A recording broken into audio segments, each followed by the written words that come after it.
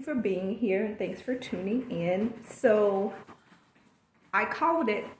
I knew it was going to happen. I'm not surprised it happened. It's disappointing, but at the same time, I'm not shocked it happened. So, Congress um, introduced their new defense spending bill. And in that bill, Chuck Schumer wrote the UAP Act. So, and I'm pretty sure some of you guys already know what the UAP Act was supposed to be about. So, UAP Act was supposed to be comprised of allowing a 10-person, I got my notes here, a 10-person panel elected by the president to go into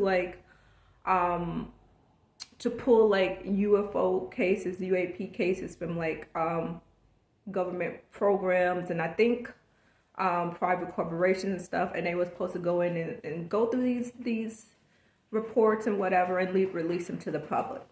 Well, the 10-person panel was scrapped from the UAP Act. Then the other most important part of the UAP Act, which was really important, was the allowing of subpoenas. Like some of these people from these private corporations could be subpoenaed or whatever. And then the other part was eminent domain. The eminent domain, that was never gonna freaking happen. I knew that was not gonna happen. That was basically saying that the government was allowed to go into these private defense contractors like Lockheed Martin, Raytheon, Northrop Grumman, and actually take control or get access to all their UAP technology that they've acquired over the time. Well, that was scrapped. I never expected that to happen. There was no way those private corporations was going to allow the U.S. government to come in and take control over the technology they've built off of reverse engineering alien tech that crashed over time. That just whatever. I would have been shocked if it had happened, but it didn't happen. So that I knew wasn't going to happen. But what sucks is the whole UAP Act was pretty much gutted, like I said. I knew it was gonna happen. I don't know. The UAP Act basically is a shell of its former self. There was nothing left to it. I don't think there was something in it about gathering reports, but they didn't say who was gonna be, where the reports were gonna be going, or who was gonna be operating. I don't know. I have to go back and look at the bill again. But yeah, the most important stuff that was part of the UAP Act is gone. And thanks to our lovely two main Republicans. Well, there was a couple of, but the main ones that was pushing back on the UAP Act was Mike Rogers and Mike Turner. And ironically, Mike Rogers? Mike Turner is from Ohio, where the lovely Wright-Patterson Air Force Base is, where all the Roswell crashing bodies were taken back in 1947. So yes, he's over Ohio. Then you have Mike Rogers, who's from Huntsville, Alabama, who was actually over all the defense contractors down there, because Huntsville, Alabama has a lot of defense contractors down there. So yes, it's not surprisingly those are two of the main Republicans that pushed back to not have anything disclosed to the public and kept in private. And you know what? It comes down to money. They get a lot of their funding from these these defense contractors. So yeah, they decided. And originally this was supposed to be a bipartisan issue. You had Republicans, you had Democrats coming together cohesively about getting transparency and disclosure out to the public and having this cover up broken wide open. But unfortunately, no, it doesn't seem to be that way anymore. So yes, that's what you have. There was other Republicans involved in it too. I think Mitch McConnell was, and like a couple of other, but those were the main ones that was really, really pushing hard for the UAP Disclosure Act to be gutted, and it was, and it's all due to, like I say, Mike Rogers and Mike Turner gets a lot of their funding from those defense contractors. So of course they were going to do whatever the defense contractors told them to do, mainly the Pentagon and the aerospace industry. Because you know what? I mean, I can understand some stuff being kept secret as it relates to UAP technology. non-human intelligence technology, because you don't want everything to be given out. You don't want our adversaries such as China, Russia, whoever else out there to know our hand. So I can understand some stuff being classified. But why classify the alien bodies? Why lie about us to alien bodies being here that you have them in your possession? I don't understand that. Why keep?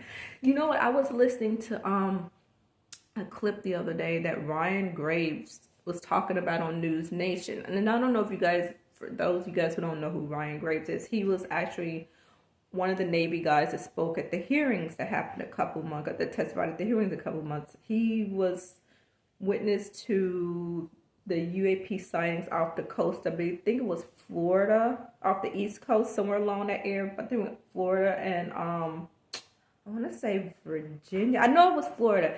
He was the one that talked about there being a clear a cube, a black cube inside of a clear sphere. I wanted to get it right.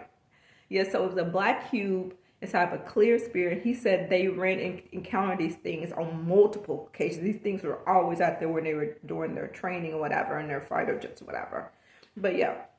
But anyway, he was on News Nation the other day, and he was talking about this whole thing about the gutting of the UAP Act and how they're trying to go back to cover everything up. And just anyway, he said it perfectly. He said something that fits so perfectly, that the he didn't say NSA, but I knew I'm just using it as a reference. It's NSA, Pentagon, Department of Defense. They're trying to classify reality, and that's exactly what they're trying to do.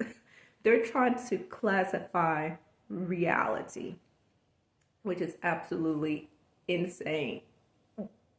Why are you classifying the fact that non-human intelligence is here? Who are they to have access to knowing about non-human intelligence and bodies and stuff, and we can't? I mean, that's, I don't know. It just, it just absolutely blows my mind. We've been kept in the dark for almost 80 some years. Starting with, well, the lie started with the Roswell crash when the Army Air Force came out and said we captured a flying saucer. Then they retracted their story like a couple hours later, but that's when the lie started. But they've had these things in their possession, according to Rush, before 1940s. I mean, they would have, because he said the one that they had in 1933 that they captured it, that crashed in Italy, and the Vatican was involved, and they handed it over to the United States government. Then you had the 1941 Cape Girardeau crash. Then you had the 1945 Trinity crash that Jacques Vallée and Paola Harris wrote a book about. Trinity, the best kept secret, that happened in New Mexico. Then you have the 1947 Roswell crash, and you have the 1948 Aztec, New Mexico crash. Then you have the I want to say 54, I'm probably wrong about that date, the Kingman, Arizona crash, and the list goes on. So yeah, they've had all these crashes. Most of these crashes, well, we do know for sure the 1947 crash, there was bodies inside. And then the 1948 Aztec crash, there was like at least 16 bodies inside that crash. So why are you... Oh, I don't know. It just frustrates me, because you've had the national security state make people look like whack jobs or insane. You've had people who've come out and said they've had abduction experience, which I believe they have.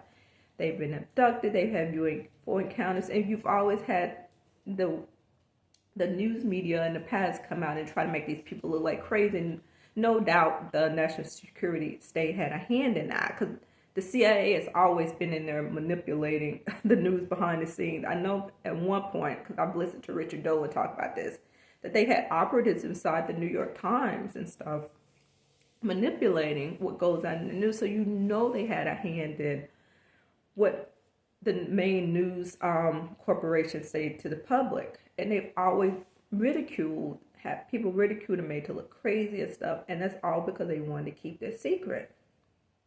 But, I mean, it's just, yes, it's a setback. Yes, it's a blow, but we're not defeated, so we're not going to give up yet. I mean, but I don't know where we're going to go from here. I mean, how do you get disclosure to happen, which I don't know. It's not going to happen anytime soon. I don't know. It's a bit disappointing, but like I said, it's expected. It's what I expected. I never felt that eminent domain was going to happen. That was just a fucking no-go. You know, right? You think that they're going to allow the government to come in and just take their technology. So, anyway, so yeah, I was listening to Ross Coulthard and Bryce Sable the other night on their channel, Need to Know. And they were talking about catastrophic disclosure and how they were saying that's going to be, they want disclosure to happen, and they was hoping, like this UAP Act was going to pass and stuff to get disclosure to properly come out to people, to information to be safely and legally disclosed to people. But now with this UAP Act being gutted, they were talking about catastrophic disclosure, meaning basically the people who work on these programs dealing with this alien technology or whatever, who really want this stuff to come out, they might just do whatever to try to release it out, releasing stuff that they probably shouldn't be released out, that our adversaries need to know about. But you know what? At this point, that maybe that's how we're going to get it. It's through catastrophic disclosure. I mean, it's going to suck, but we know that these defense agencies and these Pentagon, Department of Defense, the National Security State, they're never going to release this stuff. Not, especially not anytime soon. They're going to try to keep us in the dark as long as possible, if not ever, forever. So maybe we do need catastrophic disclosure. I mean, don't get me wrong. I don't want our adversaries ignoring our hand either. But how long do we continue to allow the National Security State to keep lying to us, the gatekeeper to keep lying to us, but the Pentagon to keep lying to us, the Department of Defense to keep lying to us? They keep sucking our tax dollars to operate these shadowy programs, building advanced technology off the back of reverse engineered crashed alien tech, but yet they just keep what? Now, I was also thinking that some of these crafts that people see, I haven't seen anything personally, but some of these crafts that people have seen that look like UAPs or whatever, I wonder how many of these, or I always wonder how many of these are the non-human intelligences here. I think a couple of them are ours, definitely not the ones from the 40s, 50s, and 60s, whatever. There's no way we had that technology back then, come on. But I do think they've managed to reverse engineer some of these crafts and get them flying. So I do wonder if they have reverse engineered these crafts and they've taken them out into space, have they been able to go into like other galaxies or whatever and figure out how to go to other galaxies and find other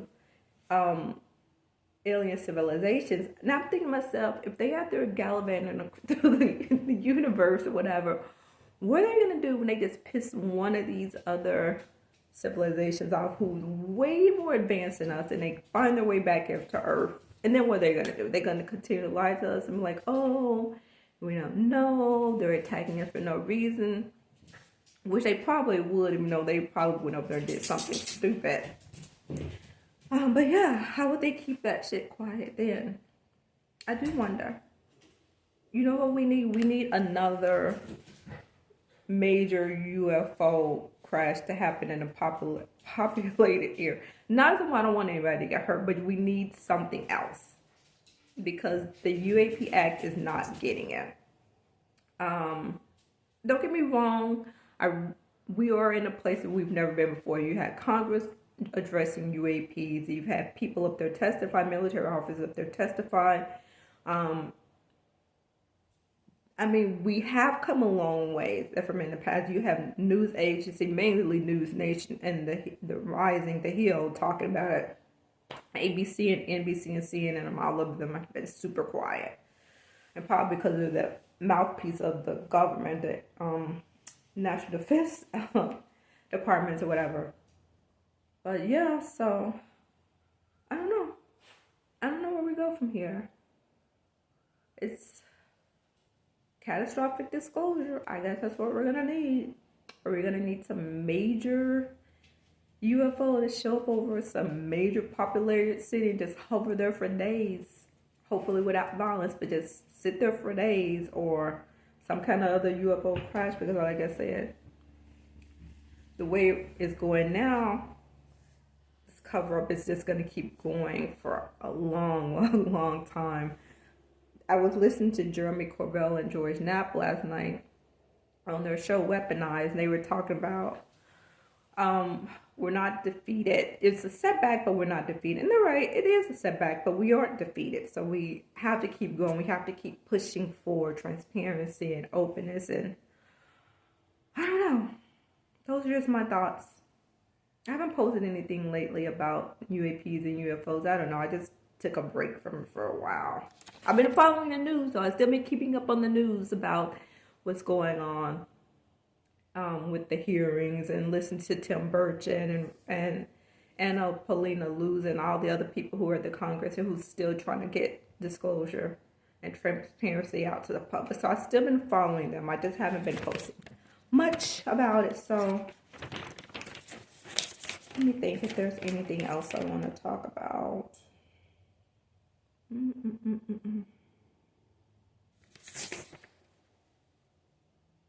I commend Chuck Schumer for writing the UAP provisions into the bill, especially the part about eminent domain. Can you imagine if that would have went through? If our government would have seized all these UAP reverse engineered crafts or whatever and released it. I wonder where we would be at today if that would have happened. I mean, people still got to go to work. People still got to pay about their bills. I still have to go to work. I still have to pay my bills. But I wonder how much it would have, people would actually wake it up and open their eyes and listen to see there is a cover-up going on. And it has been going on for 80 plus some years. So, I don't know. We shall see what's going to happen next. Like I said, we're going to need catastrophic disclosure, some kind of major UFO, UAP event to happen. Because right now, the defense contractors, these private defense contractors, the Pentagon, the Department of Defense have the upper hand. It's like playing chess, and they are a couple moves ahead of the rest of us. The rest of us who want disclosure, the rest of the people who are part of Congress who's trying to get transparency, they are a couple moves ahead of us. So, I don't know what it's going to take, but I guess all we can do is keep fighting the good fight for now and see where it leads us. Anyway, I think that's it. I ain't got nothing else to talk about. Trying to make sure I ain't got nothing else to talk about.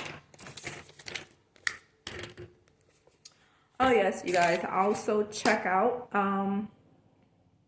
if you haven't been following Roderick Martin, check his channel out. It's called High Strangeness now. It used to be called Why the Big Secret, but he's rebranding, and it's called High Strangeness now. So he has a really, really good channel. He has a couple of books, too, that came out that I got to purchase. And then check out Richard Dolan's channel. He has a YouTube channel, and he also has a website. And some of his stuff at his website is behind a paywall, so you can like become a membership. But he talks about some really, really fascinating stuff on his channel. And also check out Linda Moulton-Howe channel if you guys haven't checked her out. She usually does her show on Wednesday. So yeah, that's it. That's all I got for now. Let me know your thoughts, you guys, on the UAP Act being gutted. So leave comments down below, and I'll talk to you next time. Bye. Oh, and happy holidays. Right, I won't talk to you guys back before Christmas. Happy holidays, Merry Christmas, Happy Hanukkah. If I don't talk to you guys before New Year's, have a happy and safe New Year's. So yeah, I'm out. Bye.